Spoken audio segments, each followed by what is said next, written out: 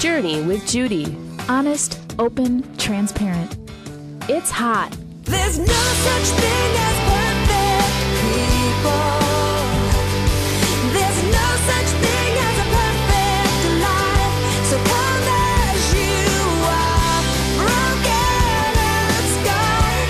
Lift up your heart and be amazed and be changed by a perfect God.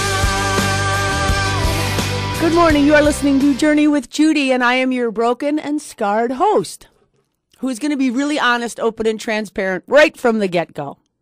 Okay, I am a really competitive person. And I'm thinking at my age, I should probably be done with this. The fact of the matter is, I only do things that I know I'm going to succeed at, or that I'm going to be good enough at, or at least better than you at. Otherwise, I just clearly pick up my ball and go home. So, that being said, I end up doing a lot of things by myself. However, when I was in Mexico a couple weeks ago, I really wanted to do a spin class. It's like when you ride that stationary bike. And I don't do any of my exercise in a class setting. So it really takes a lot for me to step into a community of people exercising and feel comfortable. So I faced my fear. I didn't know anybody there. And I judged that I'd be okay doing this class. So as I walked in, I was looking to my left and I was looking to my right, and I was still feeling like I would be okay. And then for those of you who think that as your host I shouldn't judge, fact of the matter is we all do it. So let's just be honest. And most of the time when we judge, we find out that we were totally wrong. So anyway, class started, and I was looking to my left, and the girl was a little slower. Looking to my right, the girl was a little faster. Looking to my left, she was a little thinner. Looking to my right, she was a lot bigger.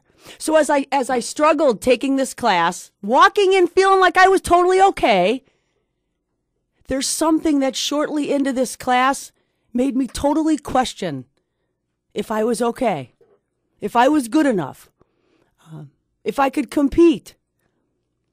Yet I had this teacher standing in the front of class, and she looked at me and she kept saying the things that I needed to hear, like, you have what it takes. You can do this. You have the power. And then she kept saying, like, aren't we having fun? And I am telling you, if it wasn't for her and these people, I would have got up and walked out of the class. But it just totally bummed me out that after all of these years of knowing that comparison is the death of contentment, why is it that I found myself doing the same thing? And I thought, is this just a hair thing? And now in the last week in my home, I heard one kid say, if only I scored higher. Another kid say, if only I could lift more. Another one say, if only my poem was better. And another one said, if only I had a bigger home. So it's totally not a hair thing. It's a compare thing. So why do we do it? And how do we stop? We'll talk about that when we get back. You are listening to Journey with Judy right here on Lake 96.1. We'll be back.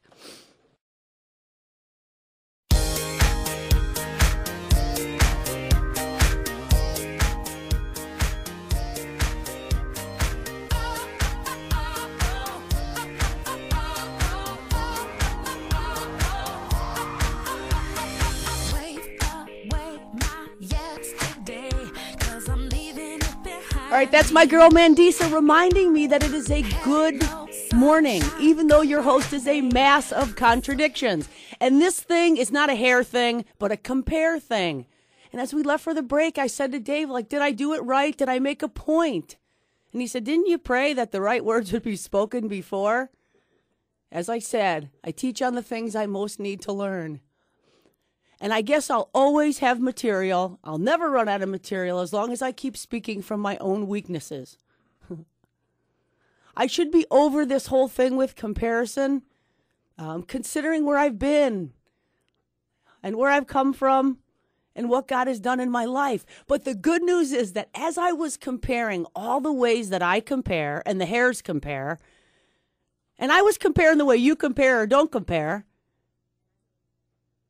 it couldn't be more obvious that this is just something that we all struggle with to some degree. And here's the deal. If you don't, then I'm just going to beg you to listen up and pray for those of us who do and understand that we are always comparing ourselves. And to compare is unfair. So here's the deal. This started at a really early age for me. Like I remember never fitting in. And therefore I hated everybody. I hated everybody at every level of my life because I just always felt like there wasn't room for me. But the fact of the matter was I just spent my time like measuring up to and measuring up for and allowing another person to validate or even worse, invalidate who I was and whose I was. And I've come to realize that I don't only compare myself, but I compare my man, my kids, and that puts them in a really difficult situation to succeed when I'm telling them to do as I say and not as I do. And I'm trying to drill in my kids' head that the best version of myself doesn't include yourself. You know, the wisest man in Scripture, his name was Solomon. He wasn't only the wisest, but he was the wealthiest. He had like 300 wives. And he said something that this is our verse today, and I want you to grasp this. All toil, all achievement, not some, all toil, all achievement stems from one's envy of another. People determine where they are based on where another is. That's what I did in that exercise class. That's what my kids did this week when they said the things they said. Like they thought they were doing okay until they looked to the left or they looked to the right. And all of a sudden, okay wasn't good enough. They went into high gear of achieving and accumulating and accomplishing and feeling like that's what was going to make a difference. This too is meaningless as chasing after the wind. Did you ever try to chase the wind? Like you never get it. You never get to a place where you can actually catch what it is that you're chasing. And I know I shared earlier in one of the shows about the prayer that I tried to teach my kid when he was having a difficult time. And I said, baby, if the only prayer you ever say is, I come to you, God, with open hands, take what it is that you want me to give you and give what it is that you want me to have. That's what this verse is trying to say. If you have your hands open, you can accomplish this thing called peace, which I think we're all striving for. But if you approach any situation with clenched fists, you can't give and you can't get. You can't carry your cross. You can't carry your blessings when your hands are full. See, I got a headache my whole life from looking to the left and looking to the right. I've spent the majority of it raising the bar for people, for my man, for my kids. In the meantime, I'm missing out for who it is that they are and what it is that they bring because I toil in vain chasing after the wind, determining where I am based on where you are or where you're not. When I point out how much better another kid is to my kid, I want you to know it doesn't seem to be very motivating to them. And when I'm pointing out what other man is better than my man, I'm guessing it doesn't help empower him to be all it is that God calls him to be. And I know when I'm comparing, let's define comparison. Comparing is just estimating or measuring the similarities or the dissimilarities. But it's synonymous with analyzing, examining, observing, and scrutinizing. And I don't know about you, but I don't want to be held under a microscope. So why do I do it to other people? And why can't I grasp the fact that the best version of me doesn't include you? There's no win in comparison. Andy Stanley taught me that with part of this teaching this week. There's no win in comparison. So here's what happens when I'm looking to my left or I'm looking to my right. I'm looking to my left and I'm judging you to be better than me. And then I'm feeling inferior. Or I'm looking to my right and I'm judging you to be less than me. And I'm feeling superior. Who or what is our reference point is the question on the table this morning. Who am I looking at? Who are you looking at to confirm that you're okay or you're not okay? Because here's the deal. We all have this genuine desire to be loved, to be accepted, to be recognized. And when we look somewhere and then we compare, we're toiling as if chasing after the wind.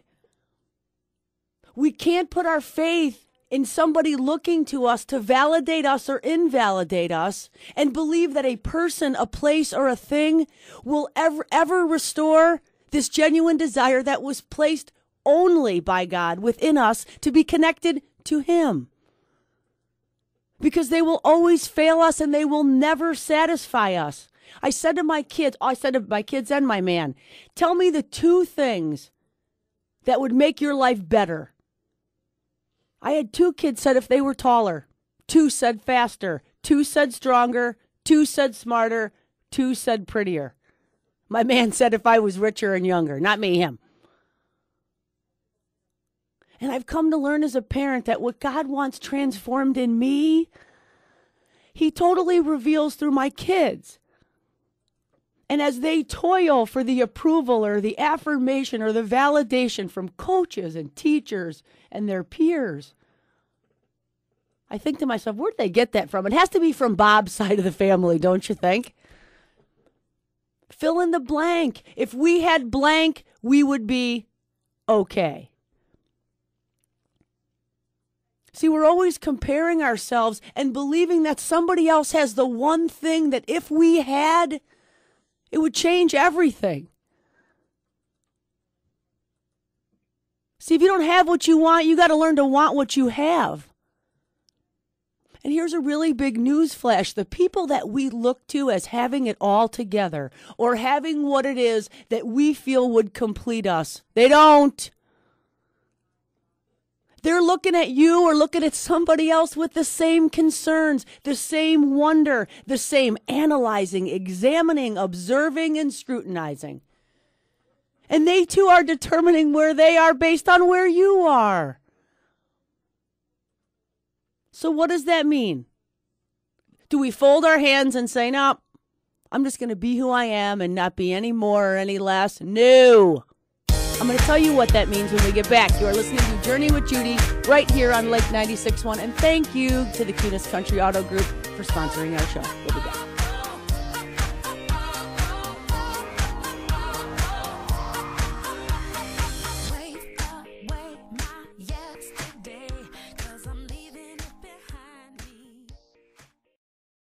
Nothing compares to the greatness of knowing you, Lord.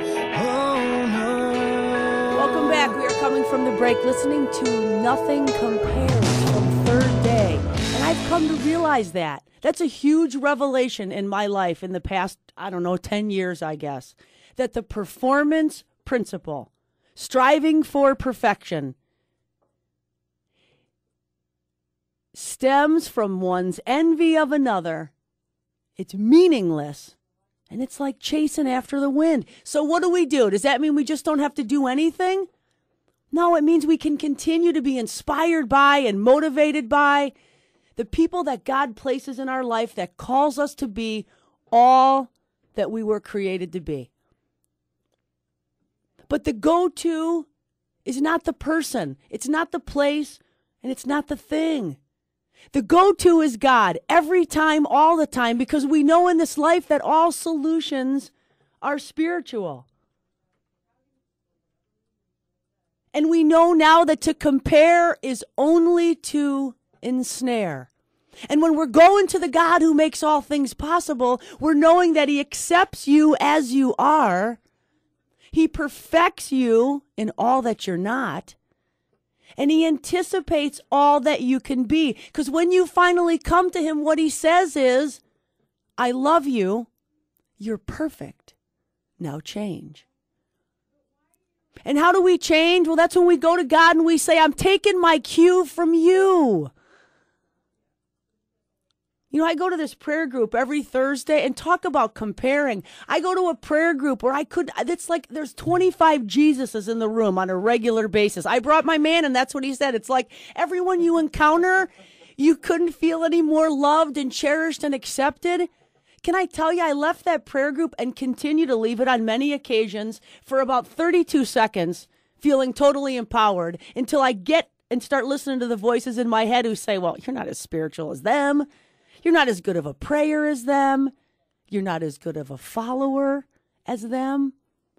That's so not what God says, because he's saying you're fine because you're mine. See, the maximum potential for us is just to be the best version of ourselves. The best version of me is all God intends me to be. And as I try to instill that in my kids, but I don't follow it in my own life, it's that whole thing, like, take my advice, I'm not using it.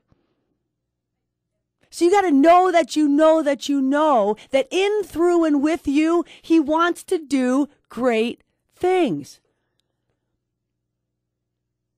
Whether you think you can or you can't, you're probably right. My daughter Campbell played softball for the first time last year, and I will never forget watching her from the bleachers.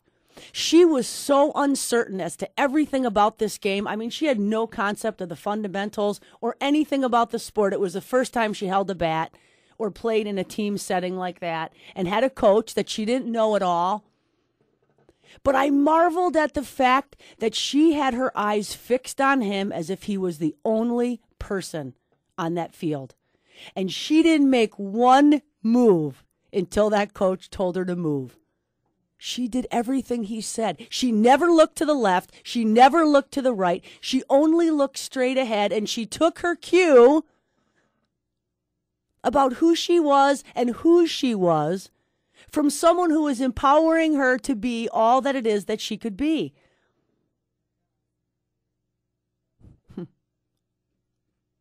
All toil, all achievement stems from one's envy of another. You know what the Bible says about envy? It says envy rots your bones. But peace, it brings life. See, we get to, and we have to, give an account someday for what it is that we did with what it is that we were given. And you got to use that leverage for what God gave you in the way that would be pleasing to him. And it isn't looking to the left, and it isn't looking to the right.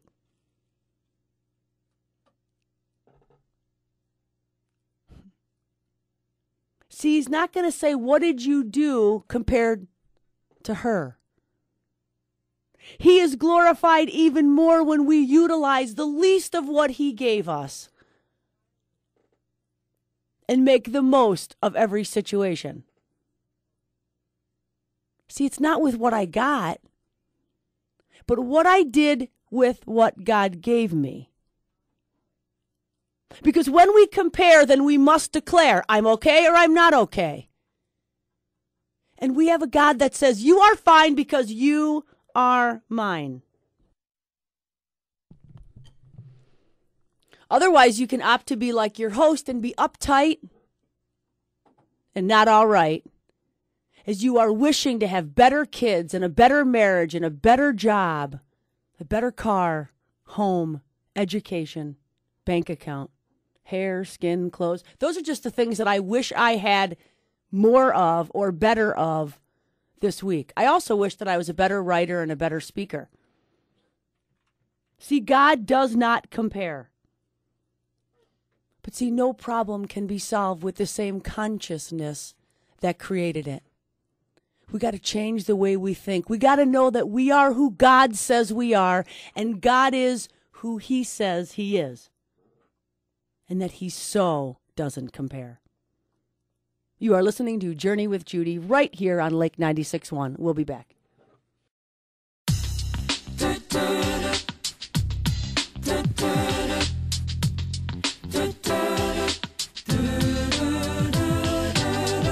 Thank you for choosing to journey with Judy this morning, as I encourage you strongly this week to take my advice as I'm not using it. You know, there's an expression in 12-step programs that say act as if blank. And this week I just pray that you act as if you are who God says you are. And I pray that we will get our cue as we look to you, God. Because we don't want envy rot in our bones. We want peace that's going to give us life. And we don't want to be toiling in vain as if chasing after the wind, because it's meaningless. And we'll be happy this week with one hand that's full of peace, then two hands clenched, chasing after the wind. Thank you for listening this morning. Stay tuned. Life Matters is next with Faith and Nancy. And this week, keep it hot, honest, open, and transparent.